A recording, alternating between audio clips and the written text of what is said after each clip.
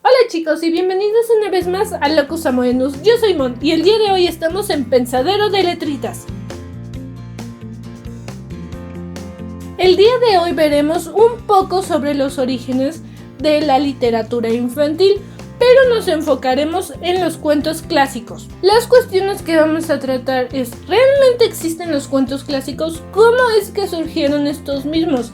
¿Y se tiene la misma concepción que en un principio cuando surgieron? Empecemos por una definición bastante común sobre los cuentos clásicos. El cuento infantil es el que se refiere o va dirigido para los niños.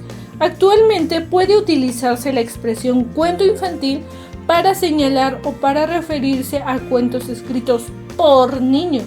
Los términos cuento infantil y cuento para niños con cierta frecuencia se suelen utilizar como sinónimos. Los cuentos infantiles están llenos de historias maravillosas con los cuales enseñamos a nuestros niños su relación con la vida. También han sido muy usados para reforzar valores.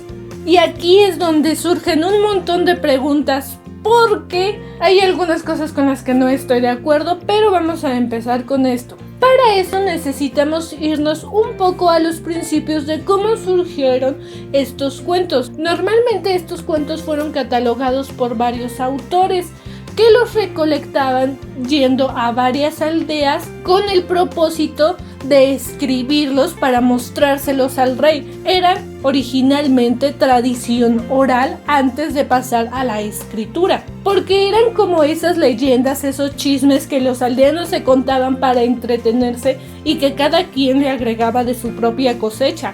Había diferentes versiones de un mismo cuento. Uno de los más conocidos y que ha perdurado hasta el momento es Hansel y Gretel. En esta historia, Hansel y Gretel son dos niños que son abandonados en el bosque por su padre por orden de una madrastra malvada, y se encuentran con una mujer aún más malvada que quiere comérselos y tienen que huir de ella y la matan. ¿Por qué una historia así ha perdurado a lo largo del tiempo? ¿Por qué una historia donde hay muchísima violencia es considerada para niños? Vayamos con otro ejemplo. Caperucita Roja.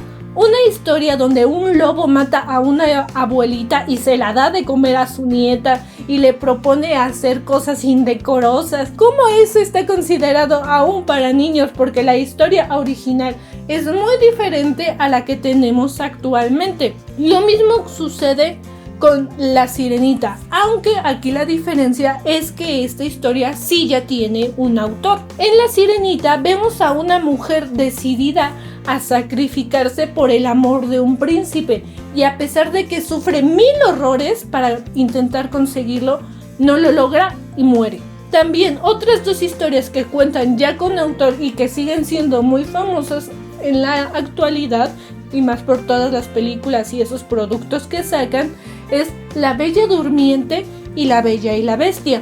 En ambos casos de la historia tenemos a unas mujeres indefensas, que una es cambiada por una rosa, mientras que la otra se ve afectada por un hechizo malvado y ya no puede despertar. Y entonces la Bella Durmiente tiene hijos sin siquiera saberlo, y resulta que la esposa de con quien tuvo hijos quiere matarla y quiere matar a sus hijos, y ella ni por enterada. Y en La Bella y la Bestia tenemos a una muchacha que es cambiada por una rosa y se la dan a una bestia que solamente quiere estar con ella, acostarse con ella, pero ella no acepta.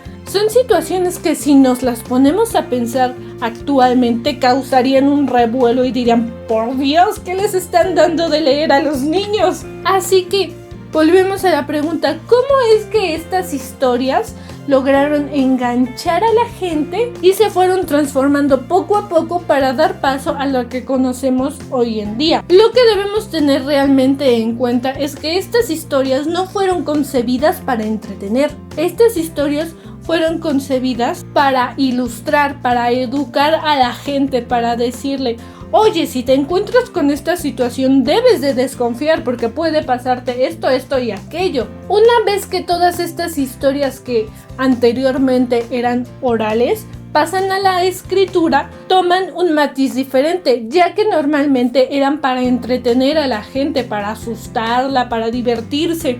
pero al momento de ser escritas, la persona que los transcribe les da un carácter moralista. Les está diciendo, oye, si pasa esta situación, puede que te pase esto malo, así que no lo hagas, aléjate de este tipo de situaciones.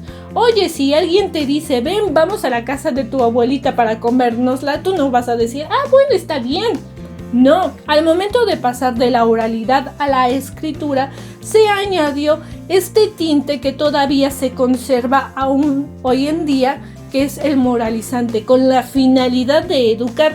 Muchos creen que la literatura infantil solamente sirve para eso, para educar a los niños, para enseñarles, oye, estos son los valores, oye, estos son los colores, oye, estos son los números y con este libro tú lo aprendes y está bien, no tienes que ir más allá. La cuna de estas historias que les estoy narrando fue el ambiente europeo, pero lo curioso es que sin importar la parte del mundo, va a haber una versión diferente de Caperucita Roja con los mismos propósitos, para enseñarle a las niñas que no deben de ir solas por el bosque. Así que desde una perspectiva histórica, estos cuentos clásicos han perdurado porque han logrado cumplir el propósito por el que fueron escritos, que era advertir a las personas sobre ciertas situaciones peligrosas para que pudieran evitarlas o aprender de ellas.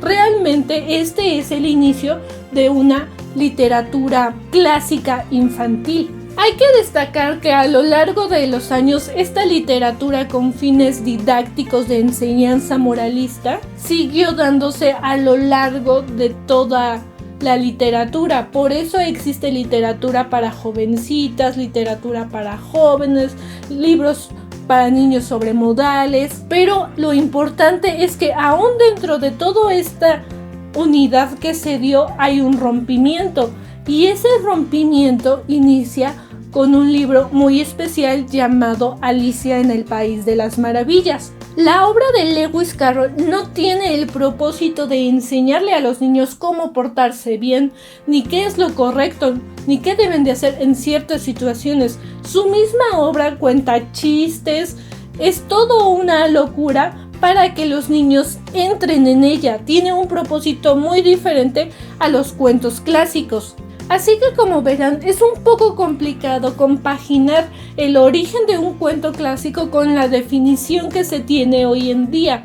Los propósitos finales son muy parecidos, pero los iniciales, cómo surgieron, son diferentes, ya que en ambos se tiene el propósito de educar o de enseñar algo al niño lector. Pero desde mi particular punto de vista, ese no es el único propósito de la literatura infantil. No es solamente una herramienta para enseñar, ya que si así fuera, no existiría esta literatura subversiva que busca romper con esto. Con lo anterior no quiero decir que los cuentos clásicos sean malos solamente porque algunos se enfoquen o su origen fue con el propósito de adoctrinar. No, pero sí quiero que se tenga en cuenta que no existe solamente ese tipo de literatura. Son importantes porque crean un parteaguas dentro de la literatura infantil, pero no es el único parteaguas que existe, a pesar de que han sido muy explotados a través de películas y series. Como verán, todo lo referente a la literatura infantil tiene muchos puntos de vista y muchas salidas, porque si nos ponemos a hablar de los cuentos clásicos podríamos empezar a hablar de los pros, de los contras, de los cuentos subversivos, de cómo han afectado estos cuentos a la niñez, cómo se han instaurado en la actualidad, y sería un cuento de nunca acabar y este video sería eterno. Así que el siguiente tema que trataremos será el origen de la literatura infantil de la mano con estos cuentos clásicos que ya vimos y con los cuentos subversivos que nos faltan por ver. Y bueno, chicos, eso sería todo por el video de hoy. Si ustedes tienen alguna opinión igual o diferente, pueden dejárnosla en la cajita de comentarios sin ningún problema. Si les gustó, no olviden darle un like, suscribirse y activar la campanita para que les llegue la notificación de cuando subimos nuevo video. Eso sería todo. ¡Hasta la vista!